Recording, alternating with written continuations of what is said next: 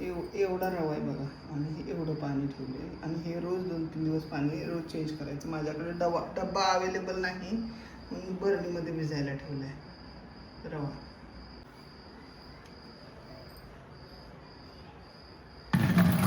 कुठेहीसाठी 1 kilo रवा भिजत ठेवला होता मी.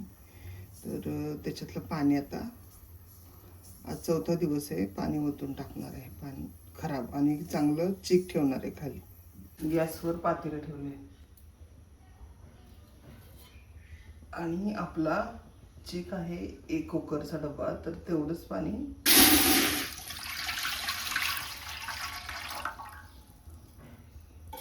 गरम करायला ठेवले. हे पाणी खूप खूप उकळायला पाहिजे. त्यावेळेस थोडा थोडा चीक त्याच्यात ओतायचा आणि ह्याच्याने हे बेलन आहे त्याने किंवा सुरुवातीला ह्याने फिरवायचं. ते गरगर म्हणजे त्याच्या गुठळ्या नाही झाल्या पाहिजेत. आता ह्याच्यात आपण मीठ टाकणार आहोत. चवीपुरतं मीठ. पाणी उकळलेलं आहे. आता ह्याच्यामध्ये चीक ओतायचं आपल्याला. ह्याच्यात बिना तेलाचं अजिबात तेल घालायचं नाही. हे नाही दिसलं पाहिजे बरं.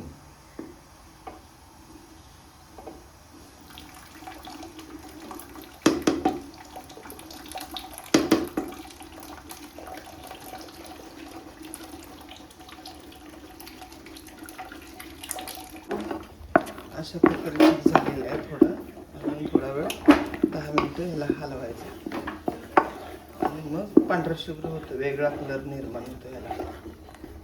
त्यावेळेस मग 10 मिनिटं झाकून ठेवायचं.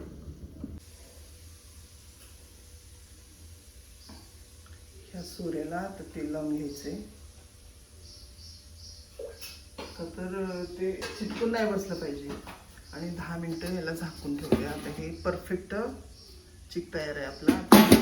हा साच्यात भरायचं आणि कुरडई पाडायची. मी एकटी असल्यामुळं जरा समजून घ्या. कॅमेरा चालवायचा की बनवायचं. कुरडई तर बघा आपण घरी बनवलेली ही कुरडई किती छानपैकी फुलत्या.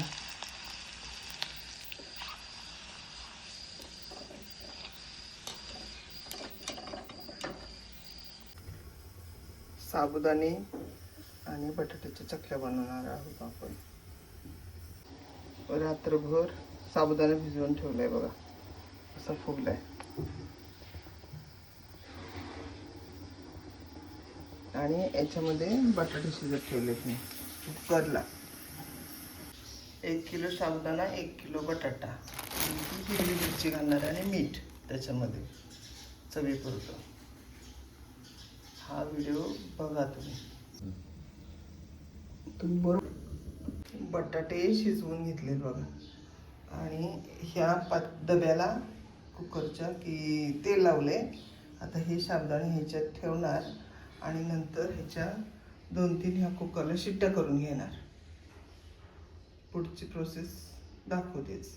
बटाटा सोलून घेतलाय आणि अशा प्रकारे पूर्ण कुस्करले. हे बघा, हे बघा, हे अशा प्रकारे कुकरमध्ये ठेवून ह्याच्या 2-3 शिट्ट्या करून घेणार आणि मग साबुदाणे, बटाटे, मीठ आणि हिरवी मिरची वाटून एकत्र मळणार. हे बघा, मिक्सरला मिरच्या हिरव्या मीठ टाकून वाटलेले आहेत आणि हे बटाटे पूर्ण कुस्करायचे असं. आणि आता गरम आहे ना, साबुदाणे आहे ते थंड झाले ह्याच्यामध्ये मिक्स करायचं. हे एक जीव करून घ्यायचं. सगळं एक जीव केलं की तुम्हाला पुन्हा दाखवते पीठ मळून ठेवल्यासारखं.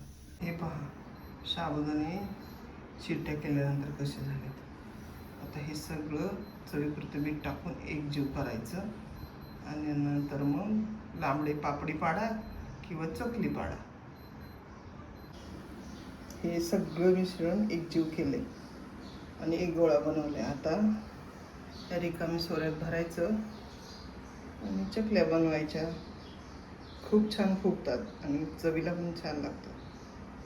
बघा, शाबू आणि बटाट्याच्या चकल्या. एवढं काही गोल एकदम येत नाही आहेत पण तरी पण छान आले. इकडं प्रोसेस चालू आहे. शाबू तांदूळ आणि उकडलेल्या बटाटा मिरची घालून उपवासाच्या चकल्या खूप छान झाल्यात. आता तळल्यावरती एक व्हिडिओ दाखवतो.